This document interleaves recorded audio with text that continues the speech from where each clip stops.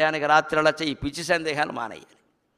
నువ్వు ఇంట్లో పెట్టుకున్నది దేవుడు ప్రతిమ అని ఆలోచిస్తే చాలా విషయాన్ని. ఇంట్లో ఉంటే ఏదో జరుగుతుంది. శివుడిని వ్యతిరేకించే వాళ్ళు అనవసరంగా చేస్తారు ఈ ప్రచారాన్ని. ఎవరూ నమ్మకండి. శివుడు అంటేనే మంగళకరుడు.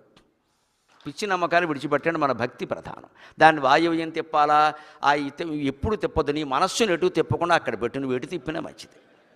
పానవట్టం ఎటు ఉండాలి, నీ బుద్ధి ఎటు ఉండాలని ఆలోచించు. పానవట్టం ఎటు ఉన్నావు ఒకటే, కెమెరా గొట్టం ఎటు ఉండాలి, ఎటు మనిషి ఉంటే అటు ఉండాలి. నువ్వు పక్కన ఎట్టుకుంటావు, బయటికి పెట్టుకో, రాదు. పానవట్టం ఎటు ఉండాలి, ఏ చేత్తో పోయి, ఇవన్నీ పెద్ద ముఖ్యమైన విషయాలు. ఇవి కాదండి మనం అడగాల్సినవి, తెలుసుకోవాల్సినవి.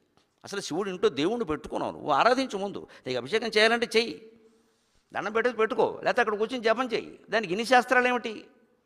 ఏదో అయిపోతుంది, ఏదో అయిపోతుంది. మనతో భక్తి కంటే భయం ఎక్కువైపోయింది అసలు. కానీ మనకు స్పష్టంగా ఏం చెబుతుందంటే భక్తి ప్రధానమయ్యా అని చెబుతున్న వాటి గురించి అంత ప్రాధాన్యం అయ్యొద్దే. ఊరికేదో క్రమశిక్షణ కోసం పెడతారండి అవన్నీ.